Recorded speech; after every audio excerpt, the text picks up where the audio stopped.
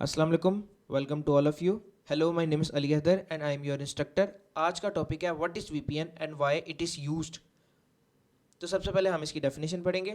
A VPN which stand for virtual private network set up a digital connection between your computer and a remote server owned by a VPN provider, creating a end-to-end या point-to-point tunnel that encrypts your personal data, mask your IP address and change location।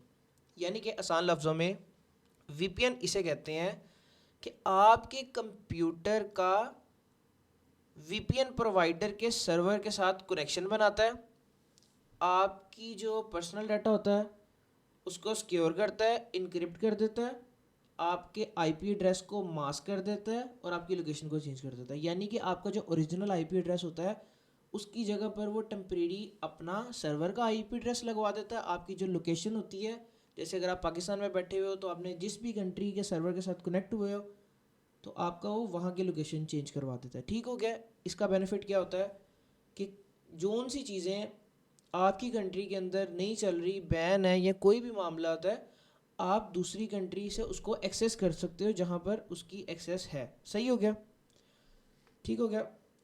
अब उसके बाद आपने कैसे check करना है, how do we check which is the best VPN.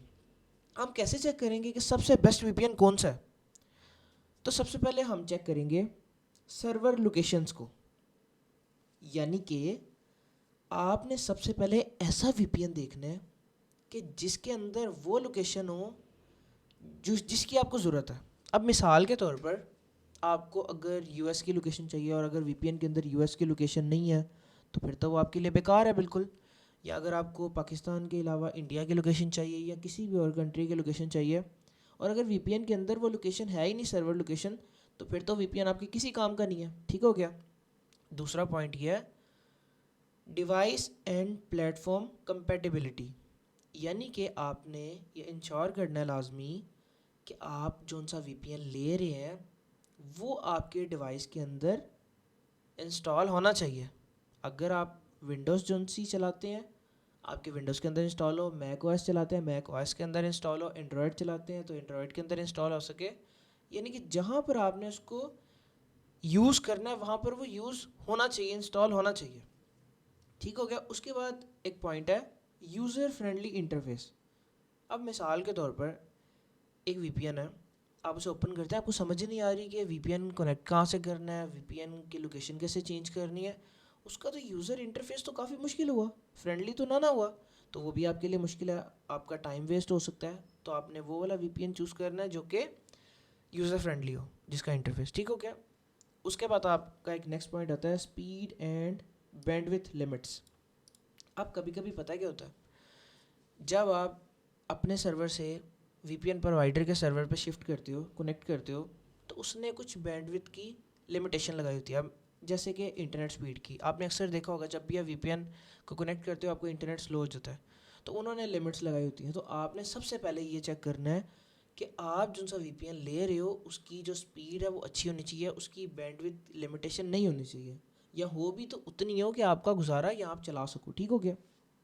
उसके बाद आपने अगला पॉइंट आता है प्रोटोकॉल्स एंड इनक्रिप्शंस। आपने सबसे पहले चेक करना है कि जो आपका वीपीएन है उसके जो रिक्वायरमेंट्स है सिक्योरिटी की वो क्या है। क्या वो आपका कहीं डाटा तो नहीं लीक करता, क्या वो कहीं आपके डाटा के साथ कोई पंगे शंगे तो नहीं लेते, आपके डाटा को प्रॉपरली इनक्रिप्ट करता है या नहीं करता। अगर तो आपका इनक्रिप्ट नहीं हुआ और आप दूसरे सर्वर में शिफ्ट कर रहे हो तो हो सकता है हैकर्स या जो वीपीएन प्रोवाइडर है वो आपके सिस्टम के ऊपर अटैक कर सकता है। तो आपने ये भी इंश्योर करना है कि वीपीएन किसी अच्छी कंपनी का हो। उसके बाद आता है प्राइस एंड प्लान्स। अब आपने ये चीज़ को भी देखना है कि जब भी आप एक वीपीएन लें तो सबसे पहले आप ये यकीन रखें कि उसका प्राइसिंग प्लान आपके बजट के साथ मैच करना चाहिए। ये ना हो कि आज आप ले लो वीपीएन और उसके बाद आपको कुछ अरसे के बाद लगे कि ओ हो मैंने तो पैसे ज़ाया कर दिए, ये तो बहुत ज़्यादा कॉस्टली है, इसके ऊपर तो बहुत ज़्यादा पैसे लगते हैं, मुझे ये नहीं लेना चाहिए था। तो आपने सबसे पहले ये देखना है। काफ़ी वीपीएन्स ऐसे हैं जो कि आपको फ्री ट्रायल्स देते हैं, महीने का, 10 दिन का, 5 दिन का, आप उनको भी यूज़ कर सकते हो चेक करने के लिए। ठीक हो गया। उसके बाद अगला पॉइंट आता है कस्टमर सपोर्ट। कस्टमर सपोर्ट ऐसा है कि आपने ऐसा वीपीएन देखना है जिसकी कस्टमर सपोर्ट रिस्पॉन्सिव हो। एक्टिव हो, आपको रिप्लाई देती हो टाइम टू टाइम। अगर ऐसा नहीं होगा तो अगर आपकी वीपीएन के अंदर कोई मसला आ रहा है और आपको बहुत इमरजेंसी है, आपने कोई चीज़ लॉगिन करनी है और वो उस सर्वर पे कनेक्ट नहीं कर रहा, तो आप इनको मेल कर सकते हैं, इनके साथ सपोर्ट चैट कर सकते हैं। तो अगर किसी वीपीएन की सपोर्ट चैट रिस्पॉन्सिव नहीं हुई तो आपको वीपीएन लेने का कोई फ़ायदा नहीं है, एमरजेंसी में आपका कोई काम नहीं आएगा। उसके बाद नंबर ऑफ़ मल्टीपल कनेक्शंस, यानी कि आपने एक ऐसा वीपीएन देखना है कि अगर आप एट द सेम टाइम एक से ज़्यादा अपनी डिवाइसेस के अंदर वो वीपीएन को इंस्टॉल करें और वो सब्सक्रिप्शन लिया हुआ पेड वीपीएन यूज़ करना चाहें तो आप आसानी से यूज़ कर सकें। अब काफ़ी ऐसे वीपीएन्स होते हैं जिन्होंने आपको अलाउ किया होता है कि आप एक दफ़ा बाय करने पर आप अपने मल्टीपल डिवाइसेस में सेम वीपीएन बाय किया हुआ लॉगिन कर सकते हैं। लेकिन कुछ ऐसे वीपीएन्स भी होते हैं जहाँ पर ऐसा अलाउ करना मना है और उनकी पॉलिसी के ख़िलाफ़ है। अगर आप ऐसा करते हो तो वो आपका अकाउंट को ब्लॉक कर देते हैं। तो आपने ये चीज़ भी लाजमी देखनी है। अच्छा जी, अब आईपी स्पैमिंग क्या होता है? अब देखिए, ये मेन टॉपिक है। जो लोग फेसबुक मोनेटाइजेशन या इन चीज़ों पे काम कर रहे हैं या कोई भी ऐसी चीज़ किसी वेबसाइट्स पे काम कर रहे हैं, तो उनकी आईपी स्पैमिंग के बारे में मैं आपको बता दूं। ये आप लोगों के लिए बहुत फ़ायदेमंद होगा। TikTok monetization, Facebook monetization, Insta monetization, ये सारी चीज़ों के लिए। सबसे पहले आपने आईपी रिप्यूटेशन देखनी है। देखें, मेरी बात सुने। अगर आप सेम आईपी से बार बार किसी साइट्स पे जाके स्पैम मेल करोगे, स्पैम अकाउंट्स बनाओगे, आप बार बार एक ही आईपी से बार बार अकाउंट्स बना रहे हो, पेजेस बना रहे हो, उस आईपी से एक्सेस कर रहे हो और इलीगल एक्टिविटी कर रहे हो, या वो एक्टिविटी जो कि उस साइट पे, उस ऐप के ऊपर अलाउ नहीं है करना, तो वो आपकी आईपी को स्पैम कर देते हैं, फ्लैग्ड कर देते हैं। ठीक हो गया? ये बात याद रखना। अगर आप वहाँ पर स्पैमिंग चीज़ें करोगे, कोई भी ऐसे काम करोगे, तो वो जो सा आपका सर्वर होगा वीपीएन का, क्योंकि आपने वीपीएन कनेक्ट किया होगा, तो उसकी आईपी एड्रेस स्पैम हो जाएगी। ठीक हो गया? लाजमी बात ये करना है। दूसरा पॉइंट ये है VPN servers and IP reputation, यानी कि जो सी आपकी वीपीएन सर्वर्स होते हैं, अब उसमें दो तरीके के आते हैं। एक तो आपका शेयर्ड बेस होता है। शेयर्ड बेस से मुराद ये है कि जो आपको आईपी एड्रेस दिया गया ना, वो आपको भी दिया गया है, किसी और शख्स को भी दिया गया है, किसी तीसरे शख्स को भी दिया गया और मल्टीपल लोगों को दिया गया। सोचो, अगर एक शख्स आईपी रिपीटेशन करता है, यानी कि आईपी के थ्रू, उस सर्वर के थ्रू किसी सेम वेबसाइट, मिसाल के तौर पर फेसबुक के अंदर जाके पेजेस बनाता है, आईडीज़ बनाता है सेम नाम की, और उसकी आईडीज़ फेसबुक फ्लैग कर देता है, उसकी आईपी को ब्लॉक कर देता है, और सेम आईपी आपके पास भी है, तो ये 100% है कि आपके भी अकाउंट्स ब्लॉक होंगे, जो कि होते हैं। ज़ीरो व्यूज़ का सबसे बड़ा इशू यही आता है कि कुछ लोग गलतियाँ करते हैं और उनके वो सर्वर आईपी बैन हो जाता है। वही वीपीएन वो आगे से आपको देते हैं और आप यूज़ करते हो, तो आपके साथ भी ऐसा मसला आ जाता है ज़ीरो व्यूज़ का या ये सब चीज़ों का। ठीक हो गया? ये बात आपने लाजमी याद रखनी है। आपने ये चीज़ आगे मैं आपको डिस्कस करूँगा। ठीक हो गया? उसके बाद आता है यूज़ अ डेडिकेटेड आईपी, यानी कि कुछ वीपीएन प्रोवाइडर्स आपको ऑफ़र करते हैं कि आपको वो यूनिक आईपी देंगे जो कि किसी और के साथ शेयर नहीं हो सकती, और वो आईपी सिर्फ आपके लिए, वो शेयर्ड आईपी नहीं होती। अब जाहिर सी बात है, अगर आपसे वो पैसे ले रहे हैं, पेमेंट चार्ज कर रहे हैं, तो आपको वो अच्छा आईपी भी देने के पाबंद है। लेकिन कुछ वीपीएन्स वाले नहीं देते, बहुत एबीसी होते हैं। खैर, तो आपने वो देखना है कि जो उनसे आपको डेडिकेटेड आईपी देते हो। अगर आपका आईपी स्पैम हो जाता है आपसे खुद से, तो आप वीपीएन प्रोवाइडर से बात करके अपना डेडिकेटेड आईपी भी चेंज करवा सकते हैं, जो कि शेयर्ड आईपी में पॉसिबल नहीं होता। ठीक हो गया? और एक बोनस टिप आप लोगों के लिए, ये बोनस टिप मैंने लाजमी संभाली हुई है। किसी भी शख्स से, किसी भी वीपीएन सेलर से वीपीएन को बाय ना करें। उसकी सबसे बड़ी रीज़न ये है कि वो एक बार वीपीएन को ख़रीदते हैं और उसके बाद मल्टीपल लोगों के साथ वो शेयर करते हैं। अब मिसाल के तौर पर एक वीपीएन है, उसके अंदर 5 सर्वर्स हैं यूएस के। सोचो कि उन्होंने 5 लोगों को तो दिए नहीं होंगे, एक आपका, एक आपका, एक आपका, 5 लोगों को तो नहीं दिए होंगे। उन्होंने 50-100 लोगों को दिए होंगे अपने पैसे कमाने के लिए। जैसे अभी आप इंटरनेट पे देख रहे होगे, काफ़ी 900,000 रुपये, 200-400 रुपये वाले भी आए हुए हैं, और आपको वो कुछ सिखाने के बहाने में अपना वीपीएन सेल कर रहे हैं। तो इन लोगों से बच के, ये लोग 25-30-40 लोगों को वो सेम वीपीएन की आईपी दे रहे हैं, और जिससे आप लोगों का भी टाइम ज़ाया हो सकता है। तो आपने लाजमी याद रखना है। 5 लोग मिलके एक वीपीएन को बाय करो, उसको यूज़ करो, अपना आईपी सेव रहेगा, आप अच्छे तरीके से काम कर सकते हो, आपके account blocking, spamming, zero views इस टाइप के कोई मसले नहीं आएंगे, आपके अकाउंट्स नहीं डिसेबल होंगे, आप सिक्योर रह सकते हो। ठीक हो गया।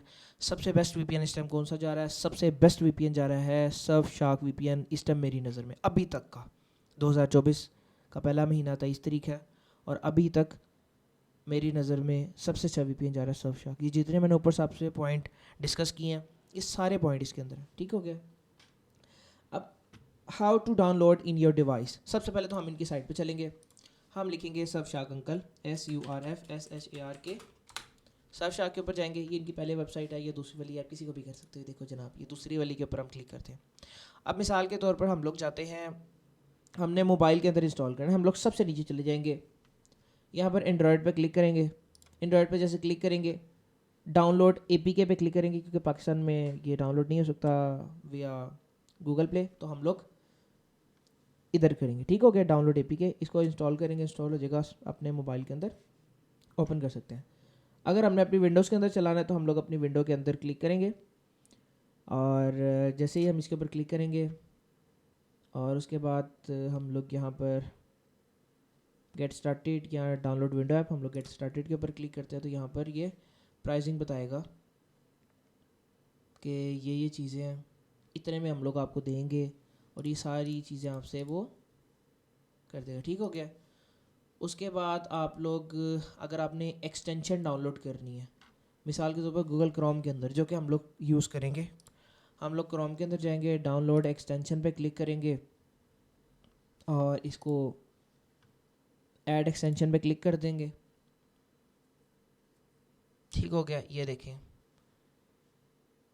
ये आ चुका है, इसके ऊपर हम क्लिक करेंगे, इसको हम लोग पिन कर देंगे ताकि यहाँ पर आ जाए। अब ये कह रहा है कि जनाब हमें लॉगिन करो। आपने सबसे पहले यहाँ पर अपना अकाउंट क्रिएट करना है अगर आप ख़ुद इसे बाय करने वाले हैं। अगर आप किसी सेलर से ले रहे हैं तो आपने यहाँ पर logged in on another device पे नीचे क्लिक करना है। ये ले जी कर लिया, उसके बाद ये सेंड करना है। ठीक हो गया। और जैसे कि अभी मैं इसको कनेक्ट करके दिखाता हूँ आपको दूसरे सिस्टम से। Wait a minute.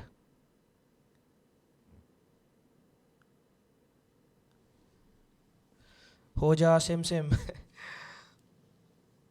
ये देखो मजाक कर रहा हूँ, ये मैंने दूसरे सिस्टम से कनेक्ट किया, उसके कोड को कॉपी करके अभी आपके सामने ये आ जाता है। ठीक हो गया। अब इसमें ये IP एड्रेस है जो कि पहले से ही मास्क हुआ हुआ है, खैर दूसरे VPN से जो कि पाकिस्तानी लोकेशन का है। खैर अभी हम जाएंगे यहाँ पर आपको 2 तरीके की लोकेशंस मिल रहे हैं। एक आपको ये रैंडम मिल रही है जिसमें आपकी शेयर्ड IPs हैं और ये आपको एक स्टैटिक IP मिल रही है। स्टैटिक IP यानी कि डेडिकेटेड IP मिल रही है। अब इसमें आपको US, UK, Singapore, Netherlands, Japan और जर्मनी का मिल रहा है। अब हमें क्योंकि US की ज़रूरत होती है मोनेटाइजेशन के लिए ज़्यादा, तो हम लोग ये देखो 1 2 3 4 5 ये हर एक स्टैटिक IP है, ये आपको मिली है। ठीक हो गया। अगर मैं इसके ऊपर क्लिक करता हूँ, ये देखिए इसके ऊपर मैंने क्लिक किया तो ये कनेक्ट हो गया। ये देखिए अब ये मुझे नया IP मिल जाएगा।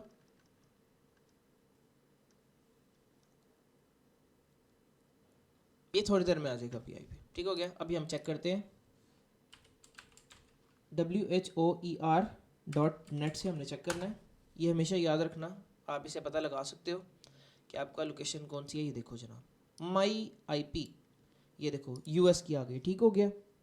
विंडो 10 का OS है, ये आपकी US की IP है, ये आपकी US की IP भी दे दिया है। ये देखिए जनाब 92.119 और ये आपकी IP भी आ चुकी है। ठीक हो गया।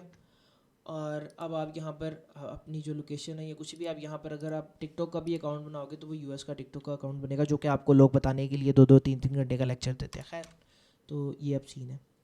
तो मुझे यकीन है आप सब लोगों को इतना समझ आ गया होगा। उसके बाद आपने इसको चलते हुए भी छोड़ सकते हो, कोई मसला नहीं है, कोई टेंशन की बात नहीं है।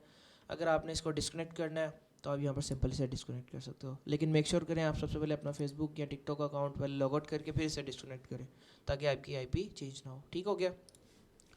और उसके बाद आपने सब्सक्रिप्शन का भी मैंने आपको बता दिया है, यूज़ कैसे करना है वो भी बता दिया मैंने। तो आज का ये टॉपिक था VPN के ऊपर। मुझे यकीन है आप लोगों को समझ आया होगा। इतनी डिटेल में आपको किसी ने भी नहीं आज तक बताया होगा जितनी डिटेल में इंशाल्लाह मैंने बनाया। तो इसी के साथ आप लोग अपना ख्याल रखना। इसके अलावा अल्लाह हाफ़िज़।